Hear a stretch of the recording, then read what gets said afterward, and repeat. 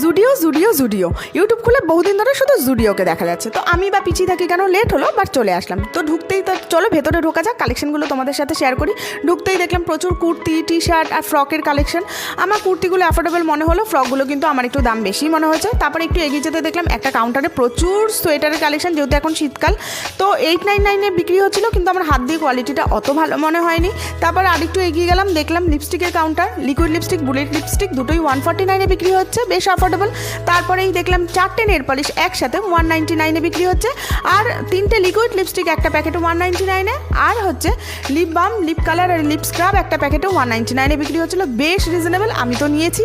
তারপরে দেখলাম body lotion, body mist আর হচ্ছে শাওয়ার জেল, এগুলোও ভীষণ অ্যাফোর্ডেবল ছিল। প্রচুর ওয়েট ওয়াইপসের কালেকশন আমি দেখতে পেলাম। তারপরে দেখতে পেলাম মোজা, যেহেতু এখন শীতকাল প্রচুর মোজা উঠেছে।